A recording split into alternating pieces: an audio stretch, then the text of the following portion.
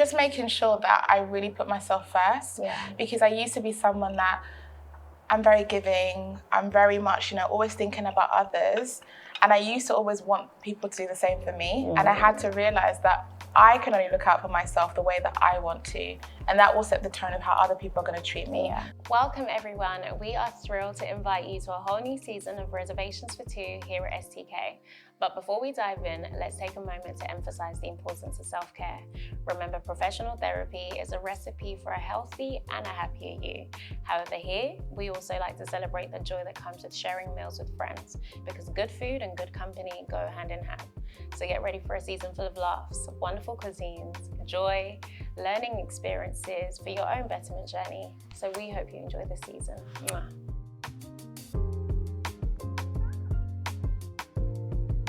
Appearance is a canvas, a reflection of the care that we invest in ourselves. Beauty isn't a mask, it's a celebration. The products we apply, the skincare routines we adopt, these things are not about masking imperfections, but enhancing the beauty from within. Now join me as I have a reservation with Adeola Gboyega, professional makeup artist with over 10 years industry experience, working with brands such as Lancome, Pat McGrath, and Clarins, but to name a few.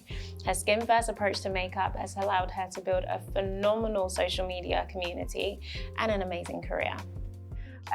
You are such a pioneer in the space that you work in, and you have, I think the reason I really, really wanted to speak to you is because you have cultivated this almost unique world of empowering women via makeup, but also empowering them via skin and wellness and embracing your natural self, embracing your natural beauty.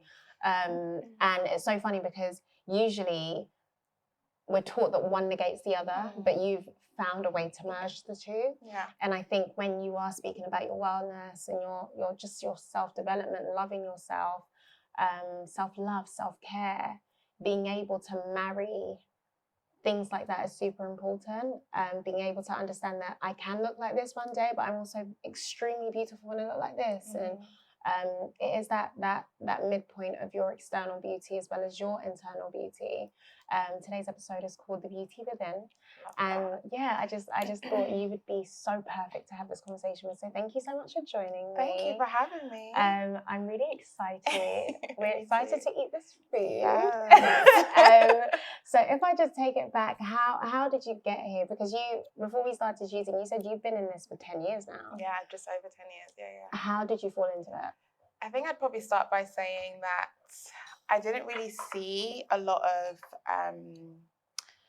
amazing role models, in the sense that, whenever I looked at makeup, it was always about like the end transformation, that ta-da moment. And I really wanted to kind of have a space whereby I could have like people that I really looked up to that kind of spoke about both. Because I really loved what you said about one doesn't negate the other. Like, I don't want to feel like I'm only beautiful just because I have a full face of makeup on, And so I think I really wanted to be my own sort of role model in a way, because I wanted to kind of have, someone that I could look up to and think, actually, I love skincare, I love makeup, I love beauty, and that's really important to me. But also the self-development, I think it's really important because I didn't really love myself growing up, and I think it's very important to talk about that. I still struggle now, my exterior, my interior, in terms of like how I look and feel inside and outside is a work in progress. Like I didn't just wake up and think, oh, I'm beautiful today. It was a real sort of like journey that I'm even still having to work on. And so for me, beauty was a really fantastic opportunity to kind of cultivate that and build it, So, yeah. So when you say, like, even kind of just taking it back to, what age would you say you were when you kind of started to, because I think, again, just as like a black girl growing up, you grow up in a world where, I know when I was growing up, for example, it wasn't easy to see a brown or dark-skinned black girl who was hailed as beautiful. I think it's a lot more common now. Yeah. But when I was growing up, it really wasn't. So I do remember that moment of, do you know what? Yeah, I think I can be classed as beautiful. But I remember for the longest time, I was actually okay with just being like, oh, okay. Yeah. And I think I just want to know, what was that moment for you when you were like, do you know what? I'm not feeling really great, and I need to find something to help me feel great. Like, what was that moment? I think I always loved beauty. I always had a passion for it from a young age, but it wasn't something that I thought I could do as a career. And so I think, why not? Because again, I didn't see anyone, like I'd never seen like an average woman or a person that was a makeup artist. For me, it was always like the greats, you know, people like Sam Fine or Pat McGrath. It was very much like so far removed that I never thought it could be something that I could do. And that's why for me, it's so important to have that sort of visibility so that someone could look at me and be like, oh my gosh, I was an average girl, but she's done amazing things, but I could do that. I always think about, like, you know, when I have children one day, I'd love my daughter to look at and be like, I can do anything. For me, it was very much, you go to school, you go to college, you go to university, and then you kind of go into a job that was very much kind of like respected. You know, if you went and told your parents, I want to be a makeup artist, they'll be like, what's that? Exactly. Whereas now it's very much like, you know, I think there's like a study that shows like the average child wants to be an influencer or a content creator, which I think is amazing. But for me, we've come a long way to show that you can be anything you want to be. And I remember from a young age, what I would do is I would go and buy magazines, and you know, these magazines are expensive, they're not cheap, but I would go straight to the beauty section because I was just always intrigued about like the beauty of like eyeshadows, colors. You know, I was always wanting to learn. I'd go to events and things like that. But the transformation in terms of me wanting to become a makeup artist came very much later in life. Once I finished university, I was like, okay, I've done what I need to do. I've made my mum happy. I've graduated now. Here's your degree. Here's my degree. Which, to be fair, I struggled to kind of finish because I didn't enjoy it. Like I did media and communications. I thought I'll go into beauty PR or journalism, but I really wanted to kind of explore that creative side. And so I decided that, okay, once I've done my degree, whatever I want to do now, as long as I'm good at it and I do really well, I'll be fine. And so I retrained as a makeup artist, saved up my money to do the course. And then I started applying for jobs. And none of the brands that I wanted to work for would hire me because back then you couldn't be self-taught. You couldn't just watch YouTube videos and be good at makeup. You had to have a portfolio. You had to have a certificate to say that you've gone to makeup school. And so again, it was like another hurdle. So I thought, okay, well, whilst I'm doing that and I'm retraining as a makeup artist, I can at least get a job on a beauty counter. So I started working for skincare brands. One of the first ever skincare brand I actually worked for was an amazing, you know, gateway for me to kind of understand skin. But I remember customers would come up to me and be like, oh my God, what foundation are you wearing? And the brand that I was working for didn't even have a shade of foundation that matched me. That's crazy. Yeah. And I said to myself, never again am I ever going to work for a brand that doesn't represent me.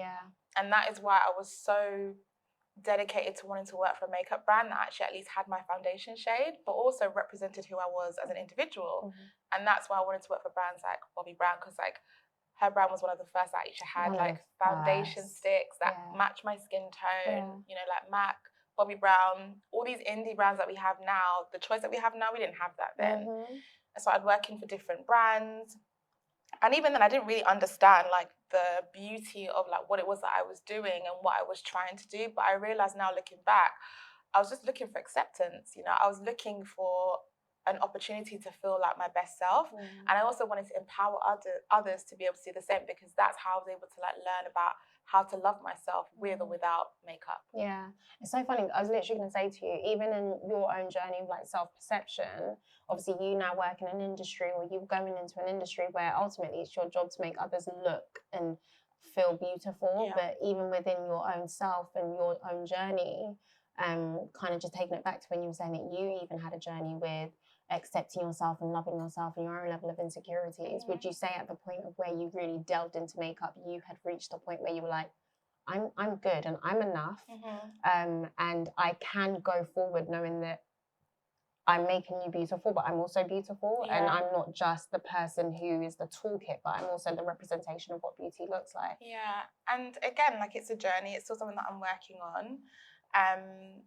But one of the things that I had to really work on was kind of going back in terms of time. So like working through childhood trauma, things that I'd gone through, I didn't really understand the effect that I'd had. And so even if I was like putting on makeup and I felt amazing externally, it was the internal work that I really had to work on. And so actually during lockdown, I think that was a very sort of like pivotal moment for a lot of people. Yeah. That was the time when I decided to leave the full-time job that I had. Yeah. That was the time that I actually realized that I had depression. I didn't even realize it at the time. Crazy. That was the time that I really had to undo a lot of like limiting and sort of like self-loathing that I had, and kind of really undo those things and really work on myself. And I think that's when my true beauty came out. Because no matter what I was doing before, it was kind of like, I'm putting the makeup on, but I'm going home and I'm sad. Did you feel as though it was like a mask? Yeah, it was. And I didn't feel authentic. And I think when I started sharing that journey with my followers on social media, even with my friends, like I didn't really speak about it because it wasn't something that I even knew I understood. Like when I was going to therapy and having those conversations, I remember my therapist at the time saying, you do know that that could be potentially depression, but when you've gone through that your whole life, and you're so used to kind of coasting along, and you're so used to kind of like going through life at a certain pace, you don't realize. I think the biggest thing for me was that the job that I had and the busyness that I had, when that was stripped away, it was kind of like, I have to sit with my thoughts now. You normalize it. Do you know what I mean? Yeah. Like you have to kind of like really work on that. And I think that for me was a really transformative opportunity for me to realize actually the self-care that I do, making sure that I balance my life, making sure that I prioritize me, that's all part and parcel of what beauty is about. It's not just the makeup that you wear or the skincare routine that you have. Yeah. You know? That's so funny because I also remember perhaps, I'm not a makeup artist, but I really like makeup. And I remember my first experience with makeup, it was very much a thing of painting over what I thought was ugly. Yeah. As opposed to enhancing what is beautiful. Absolutely. And I think, you know, like, thank God I'm now at a place where I'm enhancing what I think is beautiful as opposed to painting over what is ugly. But I think it's so many young women, men, whoever, they go through that journey of using makeup as a canvas to hide what they believe isn't nice, isn't desirable, isn't pretty, and is in fact ugly. And it's and I think they don't often link it to the fact that it's probably a lot deeper than what you physically see. It's a lot deeper than skin. It's very much rooted in self-perception, how you view yourself, perhaps childhood traumas, like you said. What things do you think were like your flags? So, like you said, you went to therapy, and that was your therapist saying to you like, this could be something else, as opposed to whatever it is that you masked it in. Yeah. But what else would you say were your flags of, I think this might be a deeper thing to have to work on? I think it was the consistent low, and I think I'm a real overachiever. So much of my identity was tied into the work that I did, the achievements that I kind of had. And so I think this is why I thought many people, when lockdown happened, it was very much like, okay, who am I? Yeah. A Without lot of people had to face like the truth. Because I always think of it as that whole analogy of being on a hamster wheel. You just keep going and going and going because that's all you know, you know? But when that time happened for a lot of us, it was very much like, okay, I don't have the busyness of my job and my routine to distract me. I don't have all these jobs that are coming in that would obviously keep me busy. I have to really sit with myself. And so for me, that was very much like, okay, it's a struggle to get up in the morning, or even the things that I love to do, like putting on my makeup or doing my skincare, I struggle to do that. And so I had to start thinking, well, why is that? You know, I don't have somewhere that I have to be that will kind of give me that sort of like get-go. And I think for me, I had to realize that actually you can be someone that is high performing, that is always a high achiever, but can also still struggle with depression. I thought, well, because I've got a job and I'm holding things down and things are fine, I'm okay. But actually, I think sometimes when you're so used to doing things yourself and you're so used to kind of like achieving, and so much of who you are is based on the external stuff, that can be quite sort of like, you know, challenging as well. And I thought it was very important to share that, because I know a lot of people that, you know, struggle the same way.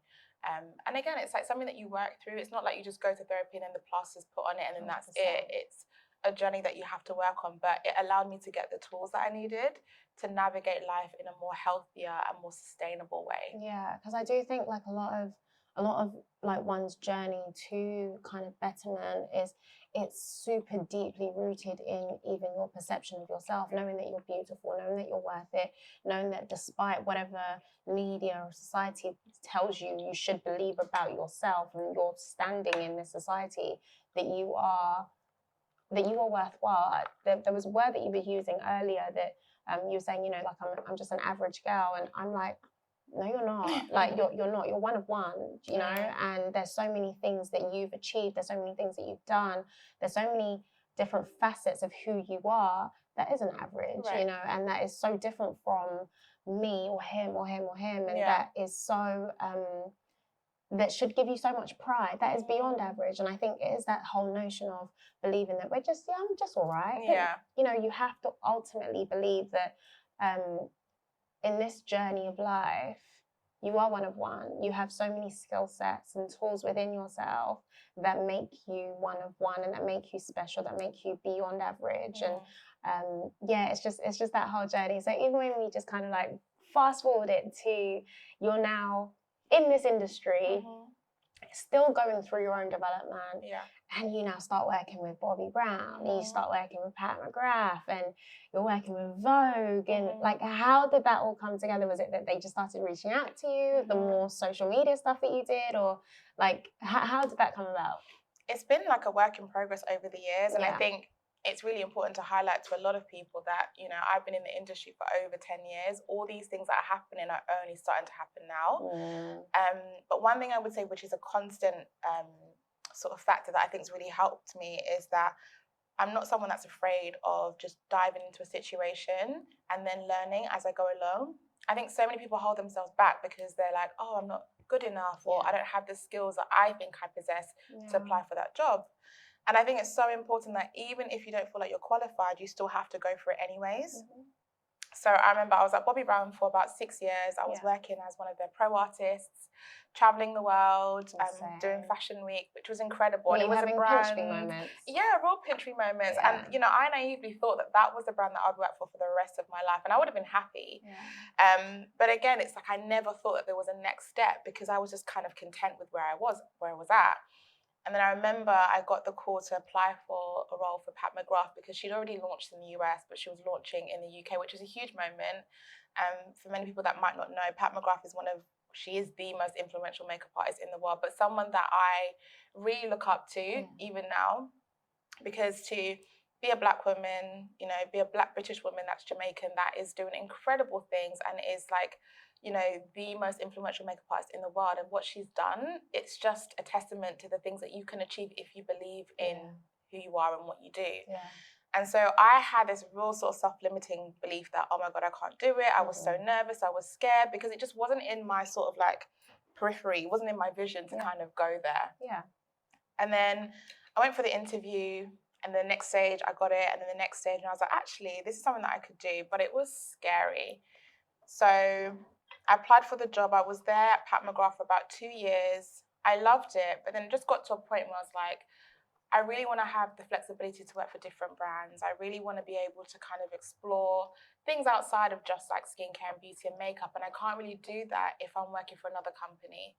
And I'm glad that actually that was like my last job that I had working for another beauty brand. Because for me, it was kind of like, okay, I can end on a high. I've worked for someone that I really, really sort of, you know, admire and love. But now I really want to do things for me. And also another thing that was very important for me as well was the fact that I just didn't have a great work-life balance. Like my whole life was my job. You know, I'd be traveling. Like I think I traveled to over 30 countries in the 2 years that I was at Pat, probably even more. And it would literally be packing all my suitcases, literally sleeping all weekend, and then I'm back on the road. You know, traveling to Italy, traveling to Paris, wherever I needed to be. Because she was expanding so much, like it just became too much, and my mental health was really suffering. And so I thought, you know what, I have to just do what I need to do that's best for me. And I saved up some money, and then I started working as a content creator. So I still obviously do makeup, but I split my time between being a content creator, obviously doing my makeup jobs, which I love. And then I also love to write, so I also contribute for magazines as well. But all of these opportunities have come because I think for me, a lot of it is to do with the fact that no matter what I've gone through, especially within my career, it's not always been easy. I've gone through a lot of struggles. I've had to probably work 10 times harder than other people. I've always remained consistent. I've always remembered that even if I don't feel like I want to be nice, it's important because you just never know who that person might be, 100%. the conversations that they might be having when you're not there. And one thing that I can say is that a lot of opportunities that have come for me have been people that have spoken amazing things about me, even when I'm not in the room. Yeah. Recommended me, put me forward for situations, positions, and I'm super grateful for that. And then also making sure that I deliver once I'm there.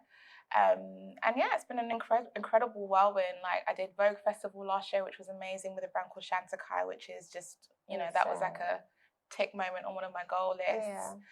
I've done fashion weeks, which have been amazing. I've worked with some incredible clients and brands.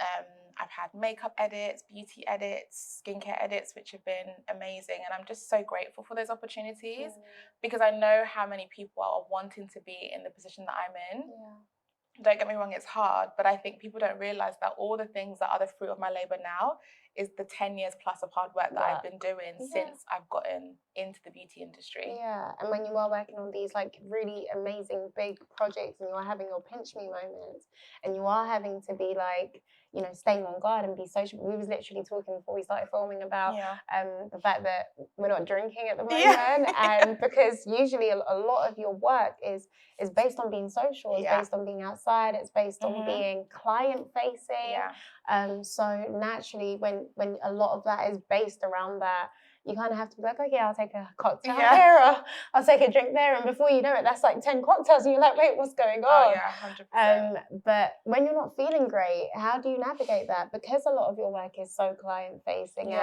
because you are having these moments of like, I dreamed about this, but you still have to maintain that balance between how you're feeling internally and the work that you want to produce and provide externally as well. What's your routine? What's your like midpoint? Yeah, I think again it's very much down to the things that I learned through my therapy sessions. Just making sure that I really put myself first. Because I used to be someone that I'm very giving. I'm very much, you know, always thinking about others. And I used to always want people to do the same for me. And I had to realize that I can only look out for myself the way that I want to. And that will set the tone of how other people are going to treat me. Hi guys, I hope you're enjoying the conversation so far. Well, here's a chance for you to enjoy some meals on us, of course. Use the code below for 20% off your next reservation for two. You're welcome. So I can't hold that resentment if I don't feel like, for example, so-and-so is not kind of putting me first when I would do that, you know? So making sure that I have those days where if I don't want to do something, I give myself the time and the space and the freedom to be like, no, I don't want to do it, or I don't have to do it. I used to be that person that was a chronic people pleaser. Yes person. Yes person all the time.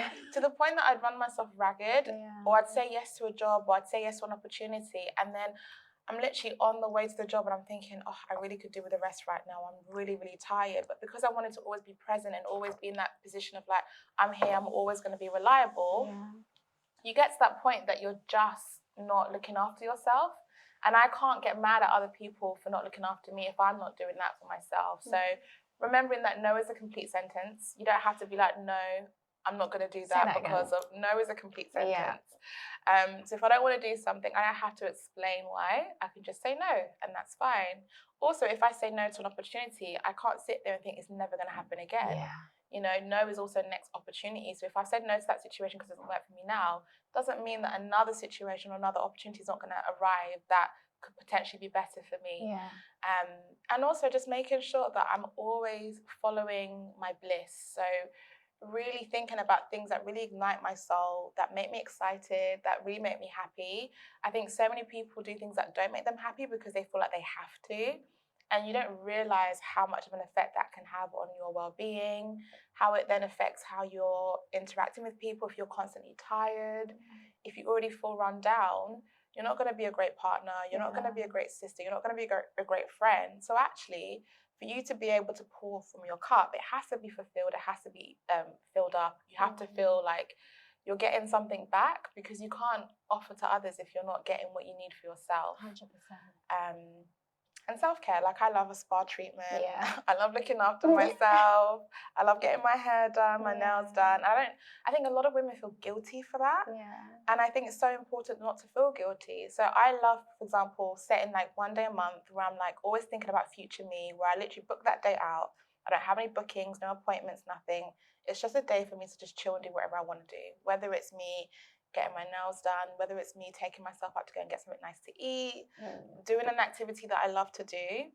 And I'm always so grateful because it's always around that time where I'm like, anything else that's added onto my list right now, I'm probably going to be at breaking point. Yeah. But because I know I have that day to look forward to, it's that reset, it's that refresh so I can feel better and actually kind of go into the next sort of like week or month and feel good about it, not drained and like dragging myself into situations. It's your like recharge point, 100%. I think a lot of people don't do that for themselves because they feel like self-care is selfish, you know, and it's not. I think we live in such a world, especially when, again, like you're in a space where ultimately you work for yourself, isn't it? So you have to, there's almost a balance that you have to find between going hard for yourself, because ultimately this is your bread and butter, this is your finances, and this is your financial backing. But then you also have to find that balance between going hard, but then also easing up on your internal self as well, knowing that, you know what, I need a recharge point, I need a moment where I can breathe. So it is stuff like doing a spa day, stuff like getting your nails done and getting your hair done. But again, we live in such a society where like that stuff it's not celebrated enough, or people don't shout about it enough at all. It's more so keep working until you worked yourself to the ground.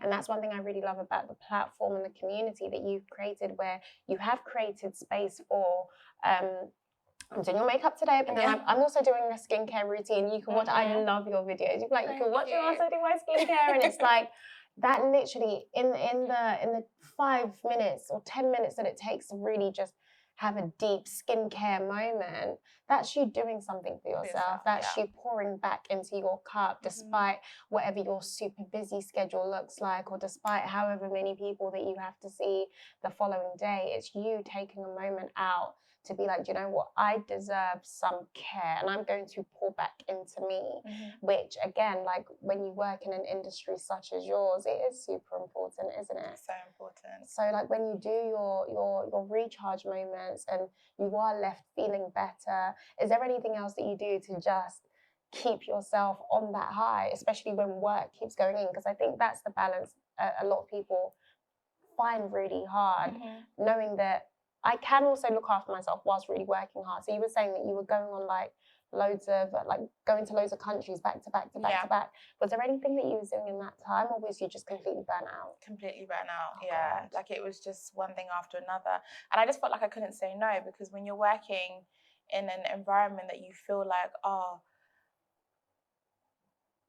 and maybe I didn't feel like I deserved to be there, because I was just so like, I can't believe that I'm in this position, you know? And I think a lot of Black women struggle with that, whereby there's not many of you.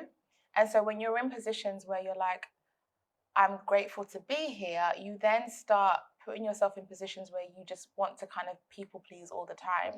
And so I've really changed my perspective of how I look at things. Yes, I'm grateful to be here, but it doesn't mean I have to work 15 times, like a dog, or 15 times harder than the other person that's just showing up, doing their job, and is able to kind of go out and enjoy dinner with their friends, or, you know, enjoy their evening.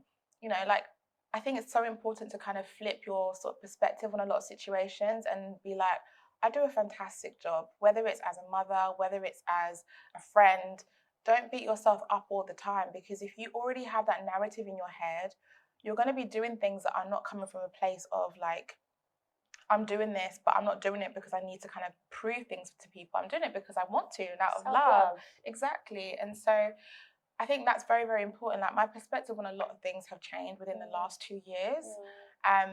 But it really made the biggest difference when I started deciding that I actually want to put myself first, in regardless of what situation it is. Even when, you know, I get emails now, I give myself the grace of having at least 24 hours before I respond. Because sometimes in that moment, you're like, yes. And then before you know it, your whole week is booked out. You haven't really thought about, well, actually, is this something that I want to do? Or is it something that I have the time to do? And I think people don't give themselves the grace of time. Time is so important. Time to reflect, time to think about what it is that you want to do. When you do that, you are able to make better decisions and actually kind of plan your life out better to ensure that you have those moments of self-care for yourself. Because a lot of the times we just book all these appointments, and then before you know it, you're like, I haven't even got 5 minutes to myself. To even breathe. And then I just think, if you're in that position, and you're not able to give even just 5 minutes of yourself, how are you then able to show up in the world and feel like bright, radiant, and like happy to kind of give? You're just going to be doing it from a place of resentment. And I think that was me. I was literally just giving from a place of resentment. Like I wouldn't probably show it, but then it's like if you're going home and you feel down and you're sad and you just feel like, oh, I'm doing this, I'm doing that. But it's like you can't even enjoy all the amazing moments that are happening for yourself because you're just tired. Yeah, it's so crazy how like something that you delved into in order to find a level of like serenity, which being makeup, which has then now become work, then begins to feel like a burden. So would you say it's at that point that you then found writing? Yeah, exactly. Writing.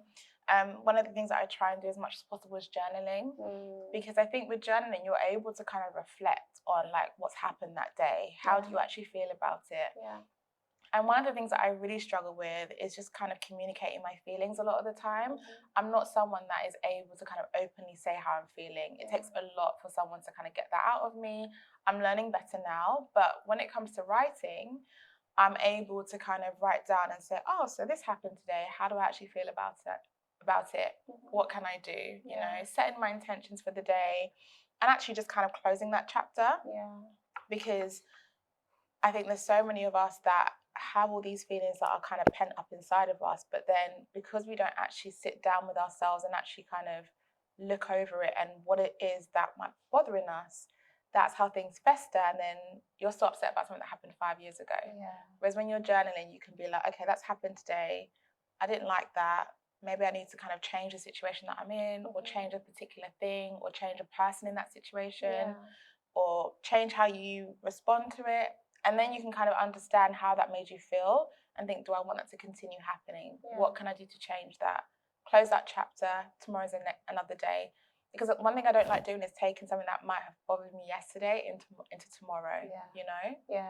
It gives you room to kind of like think out your thoughts. It gives you room to write out your thoughts. It gives you room to explore your thoughts and even like delve into kind of like why that made you feel that way, and then like you just so rightly said, then kind of then progress or go forward kind of as an elevated version of yourself, because you've taken that time to assess and think about your own thought process and how you deal with things. And I think again, like it's beautiful that you have been able to find beauty writing out of, so it's still something that's super attached to what you love and what you do, but doesn't come with the resentment part, doesn't come with the tiresome and burdensome part. So when you are writing for your magazines or you are doing your beauty edits and things like that, because I think you've done a collaboration beauty pie, isn't it? Yeah, beauty pie. So how was that? Like when you are doing things like that, it just makes you feel good, doesn't it? No, I'm what's grateful. the process? I'm really grateful. Again, I have an amazing sort of group of people that really fight for me in my corner. I had a manager at the time who worked with me on kind of creating the edit and kind of making sure that it was a brand that I really affiliated with. I said I'd love to be able to kind of create an edit with them, and she kind of worked with them at the time to help me create that, which is amazing. I've also had an edit with another incredible makeup artist called Adeola, who has some of the best brushes that I've ever used as a makeup artist. And brushes are such an important tool. So for me to kind of advocate and say that I want to, create an edit with that brand, obviously it must mean that they're amazing. She's fantastic. Again, another Nigerian makeup artist. She's incredible. And I was able to kind of create an edit with her and choose my 4 favorites, which was amazing. And I also had one with a brand called Kate Somerville, which was a glow edit. And I think I'm really grateful that, again, all these brands want to invest in me, but also I'm able to kind of like explore different facets that I'm enjoying. So not just makeup, I'm also equally passionate about skincare, and also the tools that I use and all those different things. So that gives me great joy, but also as well to have my supporters and my followers also want to invest their hard-earned money and cash to buy these things, because they're not cheap. And so I get so much sort of like satisfaction, and just I'm so grateful. Like that's the only way that I can really describe it, is that I'm just so grateful that I get support from all areas of my life, you know. And it's an amazing thing to be able to achieve. One day I've just got this dream that I can like have a beauty room where I can literally display all these amazing things and kind of put like all my articles that I've been in and like put them on the wall and just like have them and like really kind of look over and say, wow, I did that. Because I think another thing that I do, and I need to stop doing it, is that it's kind of like, okay, that's happened, on to the next one. you know? Yeah. And you don't literally kind of sit down and really think about... Absorb it at the moment, because life is just so busy. I love that for you, Thank you. And I really, really pray that like it happens in a way that supersedes your expectations, because I think it's super important, especially when you are someone who has gone through such a journey with even your self-perception and even getting to a point where you can look back at yourself and be like, I love me. Yeah. It's beautiful to have these moments and fully absorb it and know that like when you are doing, you know, these collaborations with these brands and people are reaching out to you, it's because there's something super special in you and you are absolutely deserving of this moment and more. And it's just like, if you were talking to your younger self, what would you say, what tool would you give your younger self as a, just sit back and take this? Like, what is that one thing that you would say? Yeah, I think I would really, you know, and I think about this a lot because I'm at the age where I'm really thinking about, you know, having a family one day myself and what I'd want to do differently. And I think the biggest factor for me was just cultivating that self-love from a very early age. Yeah. Because people don't realize how important it is to have those like really positive conversations, just even down to affirmations of saying, I love myself, you know, or I'm going to have a good day, or, you know, just, I love watching like videos on TikTok where like the mum's with the daughter and they're looking in the mirror and she's doing her daughter's hair and she's like, I love myself, I'm beautiful. Because I think I really wish that I had that, you know. Our parents did the best that they could, but all the tools and knowledge that we have now about like mental health and maybe working on ourselves, we didn't have that, you know. Our parents they came over here and for them it was very much like a roof over your head and just work. I feel so lucky that I have the privilege that I am able to work and I'm doing a job that I love, but there's also that openness to have conversations that are difficult about how are you actually feeling, because no one spoke about that back then, you know. And I think it's so great, and I just hope that, you know, when I do have children, I can continue those conversations. And I think, you know, the beauty side of it, I think again that should be something that could be openly spoken about from a very young age, you know. I think a lot of the times it was very much like you learn things on the go, but you might necessarily learn the right things. Like no one ever sat me down and was like, this is how you do your skincare routine, this is how you apply your makeup. And you make a lot of mistakes and that's fine. And I find it so funny how like the kids of today's age, they don't have like the awkward stage. Because I'm just like, you need a moment where your highlight is just way too light. I remember, I literally have this vivid, and I pray someone doesn't go on Facebook and look it up, but I really remember having this vivid, like, picture. I think I was in, like, secondary school. It's the first time learning to do my eyebrows, and I swear my eyebrows was, like, from here to here. My eyebrows were so thick, and the blush was just so, and it's just like, that is not, baby girl, that's not your colour. But I'm so glad I went through that stage, because it's allowed me to get to a stage now where I'm like, okay, I'm just and I love where beauty has come to, because I feel like, and again, you are such a pioneer of this in your community where you are enhancing what you already have. It's not about kind of adding something to you that isn't that doesn't fully represent what your natural being looks like. You're an advocate for, this is what I look like, with a little bit of a soft glam.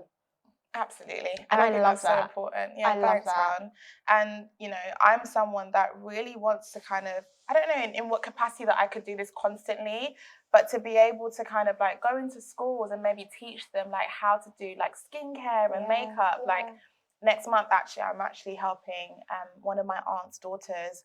And I said to her, you can bring like a couple of your friends round. I'm gonna like bring loads of skincare and makeup, and like have their own like packages where I can kind of like get them skincare, get them some makeup. I'm actually gonna teach them like step by step, like this is the right cleanser to use, because they're consuming all the social media, and like I think it's silly for us to kind of think, oh, you know, our children aren't learning anything from social media. They're watching, and you know, a lot of them are great at doing their makeup, but a lot of them are making the mistakes because they don't have the means to buy the right products, you know. Or they don't know like the right way to use, you know, skincare. They're not even using sun protection. So I think it's so important to kind of like give them the tools to make sure that they're doing things in the right way, but also they don't have to like cake their makeup and wear the wrong shade of foundation like how we did. Like everyone, like your neck is like ooh, and then your face is like, ooh, you know, Dream at Mousse Foundation. Yeah. Like everybody had those sort of like experiences, and I just wish that, you know, I had someone that I was able to kind of go to that could have like sat me down and was like, this is how you do your makeup. Let's go for like a shopping day, and I'll teach you the right things to buy. So that's I really enjoy. That's something that I'm very passionate about, because it does come from a young age, you know. And I'm not saying that it's going to be something that's going to happen overnight. It's going to be perfect. It's a work in progress, but I think there's a lot that we can do to make it better. Yeah, and I think this is why what you're doing is so important, and I'm so grateful that you've come and that we've had this conversation, because I think it's just so nice and so refreshing to hear someone be so real about their journey as well. And it's beautiful to see how far you've come, and I just hope that, you know, when the young girlies are watching this, they see that you can have the best of both worlds. You can have the I am beautiful in the form that I am, but I'm also beautiful with a little bit of this. But then also when I need a break from it all, I can 100%. Also have a break. I'm so grateful. Thank you. I am. I'm really, really grateful. So, and I love that too, because I think it's very important.